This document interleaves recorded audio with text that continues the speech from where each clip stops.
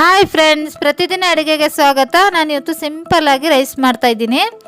ಮೊದಲಿಗೆ ಒಂದು ನಿಂಬೆಹಣ್ಣಿನ ಗಾತ್ರದಷ್ಟು ಹುಣಸೆಹಣ್ಣನ್ನ ನೆನೆಸಿಟ್ಟಿದ್ದೆ. ನೆನೆಸಿಟ್ಟಿರೋ ಹುಣಸೆಹಣ್ಣಲ್ಲಿ ರಸ ತೆಗಿತಾ ಇದ್ದೀನಿ. ಚೆನ್ನಾಗಿ ಈ ಥರ ಮಾಡಿ ರಸನ ತೆಗೆದುಕೊಳ್ಳಿ.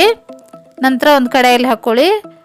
ಒಂದು ಅರ್ಧ ಟೀ ಸ್ಪೂನಷ್ಟು ಕರಿಮೆಣಸಿನ ಪೌಡರ್ನ ಹಾಕ್ತಾಯಿದ್ದೀನಿ. 1 ಟೀ ಸ್ಪೂನ್ ಬೆಲ್ಲ, ಒಂದು ಅರ್ಧ ಟೀ ಸ್ಪೂನ್ ಅರಿಶಿನ, ರುಚಿಗೆ ತಕ್ಕಷ್ಟು ಉಪ್ಪನ್ನ ಹಾಕಿ ಚೆನ್ನಾಗಿ ಮಿಕ್ಸ್ ಮಾಡಿ 3 ರಿಂದ 4 ನಿಮಿಷ ಬೇಯಿಸ್ಕೊಳ್ಳಿ. ಚೆನ್ನಾಗಿ ಸ್ವಲ್ಪ ಥಿಕ್ ಆಗಬೇಕು ಈ ರಸ, ಅಲ್ಲಿವರೆಗೂ ಬೇಯಿಸ್ಕೊಳ್ಳಿ. ಇಷ್ಟ ಆದರೆ ಸಾಕು. ಥಿಕ್ ಆಗಿದೆ, ತೆಗೆದುಬಿಡಿ ಒಂದು ಸೈಡು. ಮತ್ತು ಕಡಾಯಿನ ಬಿಸಿಟ್ಟಿದ್ದೀನಿ. ನಂತರ ಒಂದು ಸ್ವಲ್ಪ ಕುಕ್ಕಿಂಗ್ ಆಯಿಲ್ನ ಹಾಕಿದ್ದೀನಿ. ಎಣ್ಣೆ ಬಿಸಿ ಆದ ನಂತರ ಒಂದು 1/4 ಟೀ ಸ್ಪೂನ್ ಸಾಸಿವೆ, 1/4 ಟೀ ಸ್ಪೂನ್ ಜೀರಿಗೆ, 1 ಟೇಬಲ್ ಸ್ಪೂನಷ್ಟು ಶೇಂಗಾ ಬೀಜ, 1 ಟೇಬಲ್ ಸ್ಪೂನಷ್ಟು ಕಡಲೆಬೇಳೆ, 1 ಟೇಬಲ್ ಸ್ಪೂನಷ್ಟು ಉದ್ದಿನಬೇಳೆನ ಹಾಕಿ ಸ್ವಲ್ಪ ಲೈಟಾಗಿ ಕಲರ್ ಚೇಂಜ್ ಆಗೋವರೆಗೂ ಫ್ರೈ ಮಾಡ್ಕೊಳ್ಳಿ. ಚೆನ್ನಾಗಿ ಕ್ರಿಸ್ಪಿ ಆಗೋವರೆಗೂ.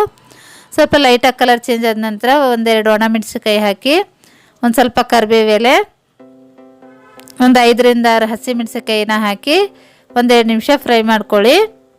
ಚೆನ್ನಾಗಿ 1-2 ನಿಮಿಷ ಫ್ರೈ ಮಾಡಿದ ನಂತರ ರೈಸ್ನ ಹಾಕಿ 1 ಪ್ಲೇಟ್ ರೈಸ್ನ ಹಾಕ್ತಾಯಿದ್ದೀನಿ.